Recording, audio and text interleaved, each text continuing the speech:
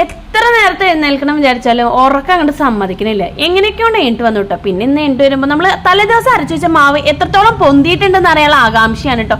നന്നായിട്ട് പൊന്തിയിട്ടുണ്ട്. അത് കണ്ടപ്പോൾ എനിക്ക് നല്ല സന്തോഷമായേ. മാവ് ഇളക്കി വെച്ചതും പിന്നെ അടുത്ത ചായക്കാണ് കേട്ടോ. നമ്മൾ തലേദിവസം പാലൊക്കെ തിളപ്പിച്ച് വെക്കേ. അപ്പോൾ അതൊക്കെ പാൽ കുക്കർ പുറത്തെടുത്ത് വെച്ചു ഫ്രിഡ്ജിൽ നിന്ന്. പിന്നെ ചോറിനുള്ളത് നമ്മൾ കുക്കറിലാണ് വെക്കുക. അപ്പോൾ ആ വെള്ളം എടുത്തിട്ട് നമ്മൾ കുക്കർ അടുപ്പത്ത് വെച്ചതിന് ശേഷമാണ് നമ്മൾ ചായ വെക്കുന്നത്. കാലത്തെ എൻ്റെ അലർജി കൂടെ ഉള്ളതുകൊണ്ട് കണ്ണ് ചൊറിയലും തുമ്മലും കൂടെ ഉണ്ട് കേട്ടോ. പിന്നെ തലേദിവസം കഴുകി വെച്ച പാത്രങ്ങളെല്ലാം അറേഞ്ച് ചെയ്തിട്ട് ഓരോ സ്ഥലത്തേക്കാക്കി മാറ്റി വെച്ചു. അച്ഛനും അമ്മയ്ക്കും എനിക്കുള്ള എല്ലാവർക്കുള്ള ചായ ഞങ്ങൾ ഒരുമിച്ച് വെക്കും കേട്ടോ. ഒരിടപ്പത്ത് ചോറിനുള്ള വെള്ളവും ഒരിടപ്പത്ത് ചായയാണ് കേട്ടോ. എനിക്ക് ഈ കട്ടൻ ചായ ഇഷ്ടമില്ല. പിന്നെ ഇവിടെ വന്നതിന് ശേഷം ഫുൾ പാലായതുകൊണ്ട് പിന്നെ ഞാനും ചായ കുടിക്കും കേട്ടോ. പിന്നെ വെള്ളം ചൂടായി വന്നപ്പോഴേക്കും അരി കഴുകിയിടാൻ വേണ്ടി അരിയൊക്കെ എടുത്തു. 2 തരം മട്ടരിയും നമ്മുടെ സാധാ അരിയും കൂടെ എടുത്തിട്ടാണ് കേട്ടോ നമ്മൾ ചോറ് വെക്കുക. പിന്നെ നമ്മുടെ ചായയുടെ വെള്ളം തിളച്ചപ്പോഴേക്കും പഞ്ചസാരയും ചായപ്പൊടിയൊക്കെ ഇട്ട് നമ്മുടെ ചായയും നല്ല അടിപൊളി ചായയും റെഡി ആയിട്ടാണ്. എനിക്ക് പൊതുവെ പാല് ഭയങ്കര ഇഷ്ടമുണ്ടേ. പാൽ ചായയും ഭയങ്കര ഇഷ്ടമായിട്ടോ. ഒരു കപ്പ് നിറയെ ചായ കുടിക്കും. പിന്നെ അച്ഛനുള്ള ചായ കൊണ്ടുകൊടുത്തു. അച്ഛൻ പിന്നെ പുറത്തിരുന്നിട്ട് പത്രം വായിക്കണുണ്ടായിരുന്നു കേട്ടോ. ഇന്ന് കാലത്തെ ബ്രേക്ക്ഫാസ്റ്റ് ഇഡ്ഡലി ആയതുകൊണ്ട് പിന്നെ സാമ്പാർ ഉണ്ടാക്കാന്ന് കരുതിട്ടോ. പിന്നെ ചോറിനും നമ്മുടെ കാലത്തെ ബ്രേക്ക്ഫാസ്റ്റിന് സാമ്പാർ അങ്ങോട്ട് ആവും വിചാരിച്ചപ്പോൾ അതിലുള്ള കഷ്ണങ്ങളൊക്കെ ആദ്യം മുറിക്കായിരുന്നേ. തലേന്ന് കഴുകിച്ച പാത്രങ്ങൾ മാറ്റി വെച്ചപ്പോൾ പിന്നെ ആ പാത്രങ്ങളെല്ലാം കഴുകി ആ ഭാഗമൊക്കെ തുടച്ച് വൃത്തിയാക്കണം കേട്ടോ. അത് കഴിഞ്ഞതും ചായ കുടിക്കാൻ തോന്നും. എനിക്ക് എയർറൂട്ട് ബിസ്ക്കറ്റ് ഭയങ്കര ഇഷ്ടമാണ്. അപ്പൊ ചായയുടെ കൂടെ ഒരു 4-5 എണ്ണം അപ്പൊ തന്നെ ഞാൻ കഴിക്കും. സമയം ഒരു 6-6:30 ആയിട്ടുള്ള പണ്ട് കാര്യമില്ല. എയർറൂട്ട് ബിസ്ക്കറ്റ് എപ്പോൾ കിട്ടിയാലും ഞാൻ ചായയുടെ കൂടെ കഴിക്കേ.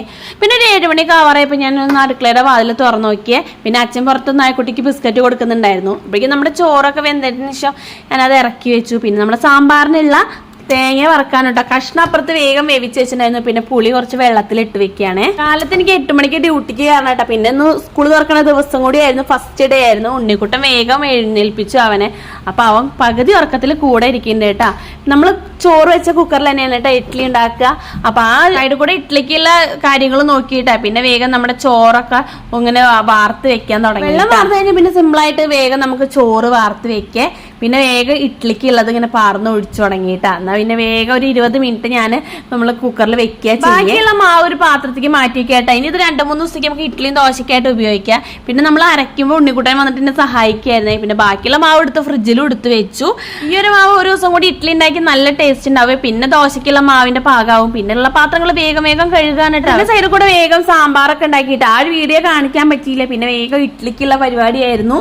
ഇഡ്ഡലി വെന്തതും ചൂടാറിയപ്പോൾ വേഗം അത് ഗ്യാസ്ട്രോളിലേക്ക് മാറ്റി വെക്കാനായിട്ട് നല്ല സോഫ്റ്റ് ഉള്ള കുഞ്ഞു ഇഡ്ഡലിയാണ് കേട്ടോ നമുക്ക് റെഡി ആയിട്ടുള്ള. പിന്നെ ഇന്ന് സ്കൂൾ സ്റ്റാർട്ട് ചെയ്യാന്ന് പറഞ്ഞില്ലേ. അപ്പോൾ ഉണ്ണിക്കുട്ടന് ചെറുതായി സ്നാക്സ് ഒക്കെ ആക്കി വേഗം ഞാൻ ഉണ്ണിക്കുട്ടനും പോയി കുളി കഴിഞ്ഞ് വന്നു കേട്ടോ. ഡ്യൂട്ടിക്ക് പോകാൻ നേരമായതുകൊണ്ട് വേഗം പോയി റെഡി ആയിട്ടോ. എന്നിട്ട് പിന്നെ ഞാൻ ബ്രേക്ക്ഫാസ്റ്റ് കൊണ്ടുപോകാൻ വേണ്ടിയിട്ട് ആക്കുമായിരുന്നു കേട്ടോ. ബ്രേക്ക്ഫാസ്റ്റ് എടുത്തതും ഞാൻ വേഗം ഇറങ്ങി. അപ്പം എല്ലാവർക്കും ബൈ.